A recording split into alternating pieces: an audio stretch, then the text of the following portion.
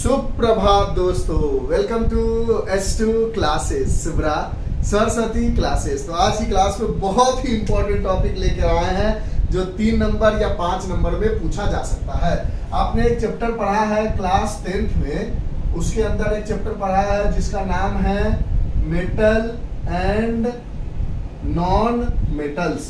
इस metal and non metals में जब शुरू में पढ़ते हो मेटल क्या है, नॉन मेटल क्या है, उसकी फिजिकल प्रॉपर्टी क्या है, उसकी केमिकल प्रॉपर्टीज क्या है, उसके बाद डायरेक्ट लास्ट में आते हैं एक टॉपिक जिसका नाम है मेटलर्जी, जिसको हम कहते हैं एक्सट्रैक्शन ऑफ मेटल। मेटल को एक्सट्रैक्ट करना, ठीक। तो मेटल को एक्सट्रैक्ट करते हैं, उसके बाद इसको हम रिफाइन करते हैं, और रिफाइन करने का बहुत सारा तरीका है, लेकिन एक सबसे इंपॉर्टेंट तरीका है जो लास्ट में दिखेगा आपको, इलेक्ट्रोलिटिक रिफाइनिंग। इस इलेक्ट्रोलिटिक रिफाइनिंग से लगभग कह सकते हो 99.99% रिफाइन हो जाता है मेटल, रिफाइन हो जाता है मेटल। यानी इस रिफाइनिंग के बाद हमें एकदम प्योर मेटल मिल जाता है।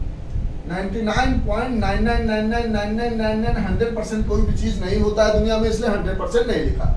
यानी मेटल में कैल्कुलेशन, रोस्टिंग वगैरह वगैरह करते हैं, वो सब टॉपिक भी क्वेश्चन के अकॉर्डिंग समझा देंगे। मेटलर्जी यानी एक्सट्रैक्शन ऑफ मेटल का, रिफाइनिंग का एक सबसे इंपॉर्टेंट टॉपिक है इलेक्ट्रोलिटिक रिफाइनिंग, जिसमें 99% प्योर मेटल मिल जाता है हमें, और ये आपको 2 या 3 या 5 नंबर में से किसी में से भी ये बातें पूछा जा सकता है। तो सबसे पहले आपके पास क्या होगा, एक इम्प्योर मेटल होगा, ठीक है। उस इम्प्योर मेटल का क्या मतलब हुआ कि उसके अंदर कुछ न कुछ some impurities are there in the metal, यानी some impurities are there in the metal. कुछ ऐसे इम्प्योरिटीज है, मतलब यहां तक 90% मेटल जो है वो प्योर हो चुका है, बचा हुआ 9.99% जो है वो इलेक्ट्रोलाइटिक रिफाइनिंग करेगा। इसमें हम करते क्या है, एक कंटेनर ले लेते हैं, ठीक, और 2 इलेक्ट्रोड ले लेते हैं। आराम से समझना।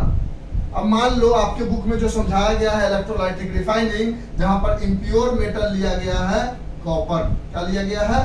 कॉपर। यानी electrolytic refining of copper metal के बारे में आपके बुक में समझाया गया है। तो हम क्यों तेज बने, हम भी कॉपर मेटल की ही कहानी को समझा देते हैं ताकि आपको बुक आसानी से समझ में आ जाए। यानी पहले जो आपने कैल्सिनेशन, रोस्टिंग वगैरह वगैरह बहुत सारी प्रोसेस की थी, वहां से 90% मेटल तो प्योर हो गया, लेकिन 9%, 6%, 4% इम्प्योरिटीज अभी भी प्रेजेंट है, जिसको लास्ट में हम इलेक्ट्रोलाइटिक रिफाइनिंग से करेंगे। सबसे पहले आपको एक कंटेनर ले लेना है, ठीक है। इस कंटेनर में 2 इलेक्ट्रोड ले लेने हैं, किसके? कॉपर के, क्योंकि आप एक कॉपर का इलेक्ट्रोलिटिक रिफाइनिंग कर रहे हो। यानी ये भी क्या है, कॉपर का रॉड कहते हैं इसको, या दूसरी भाषा में कॉपर का इलेक्ट्रोड कहते हैं। जो हार्ड होता है उसको इलेक्ट्रोड, इसको हम कहते हैं कॉपर का रॉड, या दूसरी भाषा में कॉपर का इलेक्ट्रोड कहते हैं। और जब कॉपर को रिफाइन करना होगा तो इसके अंदर जो हम इलेक्ट्रोलाइट डालेंगे, पानी की तरह जिस चीज को डालेंगे वो कॉपर सल्फेट होगा। क्या होगा? कॉपर सल्फेट होगा। यानी इसके अंदर जो हम डालेंगे वो CuSO4 इलेक्ट्रोलाइट डालेंगे। इलेक्ट्रोलाइट जो डालेंगे वो CuSO4 का डालेंगे, कॉपर सल्फेट का, और इसको बुक में लिखा हुआ है एसिडिफाइड कॉपर सल्फेट। तो लिख लोगे इलेक्ट्रोलाइट जो है वो कॉपर सल्फेट का है। अगर आपको जिंक मेटल को प्योर करना होता है इलेक्ट्रोलाइटिक रिफाइनिंग से, तो इलेक्ट्रोड जो है वो जिंक का लेते, जिंक का रॉड लेते, और इसके अंदर जो इलेक्ट्रोलाइट लेते वो ZnSO4 का लेते। यानी जिसको भी रिफाइन करना होगा उसका रॉड ले लो, और उसी का सल्फेट का एक फार्मूला बना दो। अगर Na को करना होगा तो Na2SO4 और Na का रॉड ले लो। किसी और मेटल को, अल्युमिनियम को करना होगा तो अल्युमिनियम का इलेक्ट्रोड ले लो, Al2SO4 होल 3 ले लो, वो अकॉर्डिंग टू मेटल। Mg का करना है तो Mg का इलेक्ट्रोड ले लो, MgSO4 ले लो, अकॉर्डिंग टू मेटल इसकी फार्मूला लिख देनी है सल्फेट आयन के साथ। आपके बुक में समझाया गया है सिर्फ और सिर्फ किसकी मदद से, वो हमें समझाया गया है कॉपर के लिए। तो यहां से हम क्या करेंगे कि एक बैटरी जोड़ देंगे, कोई एक कनेक्ट कर देंगे। यहाँ पे बातें समझे या नहीं समझे? हमने आपको ओवरऑल बताया कि हमने मेटल नॉन मेटल पढ़ा है। समझ लो, इस टॉपिक को जब तक समझोगे नहीं तब तक मजा आएगा नहीं, जब समझ में आ जाएगा तो मजा आने लगेगा। क्या मजा आने लगेगा? तो हमने बोला मेटल नॉन मेटल में आपको सबसे पहले केमिकल प्रॉपर्टीज, फिजिकल प्रॉपर्टीज, फिर एक्सट्रैक्शन ऑफ मेटल में रोस्टिंग, कैल्सिनेशन, बहुत सारी चीजें पढ़नी है। वहां तक करने के बाद आप 90% प्योर मेटल पा लेते हो, लेकिन कुछ इंप्योरिटीज अभी भी इसके अंदर रह जाता है। उस इंप्योरिटीज को 100% तक साफ करने के लिए हम इलेक्ट्रोलाइटिक रिफाइनिंग का इस्तेमाल करते हैं। हमारे बुक में कॉपर मेटल का समझाया गया है, तो जब इलेक्ट्रोलाइटिक रिफाइनिंग कॉपर का लिखना होगा तो कॉपर का दोनों तरफ रॉड लोगे और अंदर में कॉपर का इलेक्ट्रोलाइट लोगे, जिसको CuSO4 बोलेंगे। अगर जिंक का करना होगा तो जिंक का रॉड, जिंक का इलेक्ट्रोलाइट ZnSO4 लोगे। अगर एल्युमिनियम का करना होगा तो एल्युमिनियम का इलेक्ट्रोड AlAl और एल्युमिनियम का सल्फेट लोगे, यानी Al2SO4 बन जाएगा वो, क्योंकि एल्युमिनियम का 3+ होता है, SO4 का 2- तो 2 इधर 3 इधर मल्टीप्लाई हो जाएगा।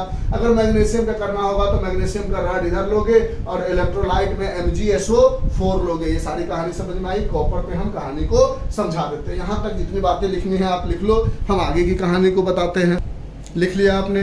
तब यहाँ पर देखोगे, हटा दे कुछ चीजें, हटा देते हैं, ये सब लिख लिया होगा। प्योर से प्योर मेटल बनाने आ रहे हैं। यहाँ पर कॉपर का रॉड है, सर्टिफाइड कॉपर सल्फेट है, 2-3 मार्क्स नंबर का आएगा। मेटल नॉन मेटल का है, मेटलर्जी का है, जिंक लेना होगा तो जिंक, सल्फेट लेना होगा, जो भी लोगे उसका रॉड और उसका सल्फेट ले लोगे।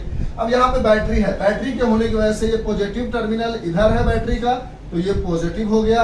निगेटिव टर्मिनल इधर है तो ये निगेटिव हो गया। पॉजिटिव को हम कहते हैं एनोड, क्या कहते हैं? एनोड। और निगेटिव को हम कहते हैं कैथोड। अब यहाँ पर एक स्पॉन्टेनियस रिएक्शन होगा।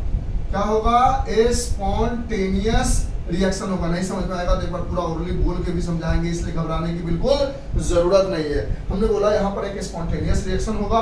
एनोड से क्या होगा? कॉपर टूटेगा, यानी एनोड का जो कॉपर है वो नीचे की तरफ टूटेगा Cu2+ बनके। यानी कॉपर जो सॉलिड है, कहाँ पे सॉलिड है? इलेक्ट्रोड में जो सॉलिड है वो Cu2+ बनेगा और 2 इलेक्ट्रॉन लूज करेगा। 2 इलेक्ट्रॉन को प्लस उसी साइड लगाते हैं जहां की तरफ प्लस दिया होता है। अगर माइनस दिया होता, 2- होता तो यहाँ -2 इलेक्ट्रॉन लिखते।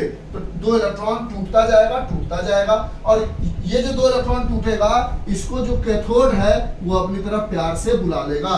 यानी Cu2+ को जो अब इलेक्ट्रोलाइट में मिल चुका था, कहां से? Cu सॉलिड से, Cu के रॉड से, एनोड से जो इलेक्ट्रोलाइट में Cu2+ मिला, उसको क्या करेगा? ये जो कैथोड है ये 2 इलेक्ट्रॉन देकर बोलेगा मेरे में चिपक जाओ। यानी आपको इसमें लेना है, एनोड जो है उसको लेना है इम्प्योर मेटल, जो आप जिसको रिफाइन करना है, impure metal, that is impure copper लेना है। यहाँ पर जो स्पॉन्टेनियस रिएक्शन बोला, स्पॉन्टेनियस का मतलब खुद से हो रहा है, ऐसा हमको करने की कोई जरूरत नहीं है। यानी हमने इलेक्ट्रोलाइटिक सेल में क्या किया? एक एनोड ले लिया, एक कैथोड ले लिया। एनोड कैथोड कैसे पता चलेगा? अगर कोई बच्चा इसी का बैटरी ऐसे लगा देता, इधर प्लस इधर माइनस, तो ये एनोड बन जाता और ये कैथोड बन जाता। तो इसलिए जिधर प्लस होगा उधर वाला एनोड बन जाएगा, जिधर माइनस होगा उधर वाला कैथोड बन जाएगा। प्लस से क्या होगा?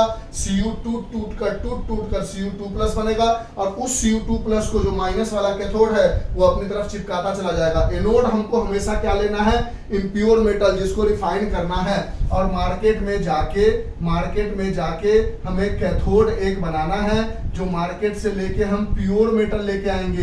अगर मान लो प्योर मेटल कॉपर का ही लेके आएंगे, अगर कॉपर को रिफाइन करना है तो पहले तो एक इम्प्योर मेटल ले लेंगे और उसका एक इलेक्ट्रोलाइट से गोला गोला करके बना के खड़ा कर देंगे, और बगल में मार्केट से एक प्योर मेटल खरीद के लाएंगे कॉपर का, उसको चिपका देंगे।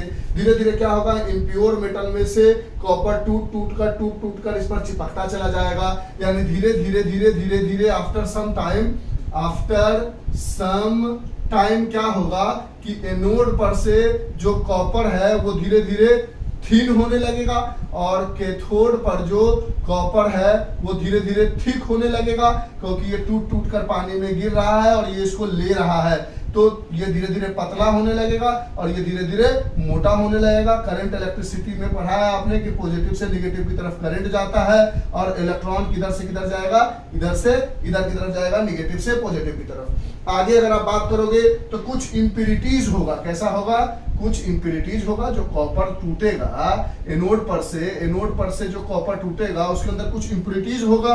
वो एनोड के नीचे, एनोड के बॉटम में एक एनोड मड, मड मतलब कीचड़ की तरह बन जाएगा। यहाँ पर एनोड मड बन जाएगा बहुत सारा, जो इलेक्ट्रोलाइटिक रिफाइनिंग में होगा। तो देखो ऐसे इलेक्ट्रोलाइटिक रिफाइनिंग को लिखोगे कि यहाँ पर मेटल 99.9% प्योर हो जाता है, यानी सारे प्रोसेस के बाद लास्ट में हमें 90% प्योर मेटल ही मिलता है, जिसको 100% प्योर करने के लिए 2 इलेक्ट्रोड लेते हैं। कॉपर का अगर प्योर करना है तो एक कॉपर का इम्प्योर मेटल लिया और एक कॉपर का प्योर मेटल लिया। जो कॉपर का इम्प्योर मेटल था वो एनोड था, जो कॉपर का प्योर मेटल था वो कैथोड था। एनोड पर से Cu2+ टूट के गिरने लगा, तो यानी इलेक्ट्रोड से कहाँ मिलने लगा, इलेक्ट्रोलाइट में जाके मिलने लगा, और उस इलेक्ट्रोलाइट में से जो Cu2+ टूट के गिर रहा है उसको कैथोड अपनी तरफ इलेक्ट्रोड में चिपकाते चला गया, और जो गंदगी थी, इंप्योरिटीज थी, वो एनोड के नीचे एनोड मड बन के रह गया। और धीरे धीरे जिसकी वजह से, क्योंकि ये टूट रहा था और ये जुड़ रहा था, तो जिसकी वजह से एनोड धीरे धीरे थिन होने लगा और कैथोड धीरे धीरे ठीक होने लगा। This is all about electrolytic refining. बात समझ में आया?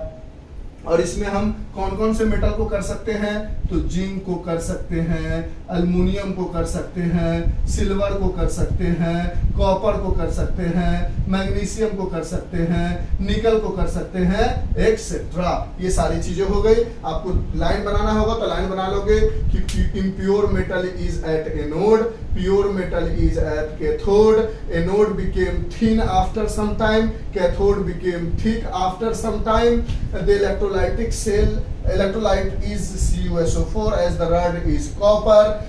The spontaneous reaction takes place inside a electrolytic cell in which at anode copper is break down into Cu2+, and that Cu2+ is attached with the cathode. So after some time anode became thick, anode became thin, पतला, और cathode became thick. This is electrolytic process. Overall इतना भी लिख दोगे तो सारा काम आपका बन जाएगा, जो हमने लैंग्वेज में बोला। अगर आपको लिखने का मन होगा तो लैंग्वेज में भी लिख सकते हो। और ये इलेक्ट्रोलाइटिक सेल की कहानी हो गई, इलेक्ट्रोलाइटिक रिफाइनिंग की कहानी हो गई, जो आपके लिए बहुत बहुत बहुत बहुत इंपॉर्टेंट है। अगर आपको लगेगा इसमें सर कुछ और लैंग्वेज नहीं लिखने आ रहा तो आप हमसे पूछ लोगे, हम बता देंगे। बाकी हमने बोला है उसको 0.5x के स्पीड में बनाकर आप लैंग्वेज भी लिख सकते हो। बाकी लैंग्वेज नहीं लिख के ऐसे भी लिख दोगे तो पूरे के पूरे नंबर मिल जाएंगे। तो इतना ही, चलिए बोर्ड में अच्छे अच्छे नंबर लाइए। अच्छा लगे तो I am waiting for your comment. Thank you, bye. लिख लीजिए इसको, जो भी बातें लिखनी है। इलेक्ट्रोलाइटिक रिफाइनिंग आपकी कंप्लीट हो गई। Okay sir, thank you. 12 minute लगा।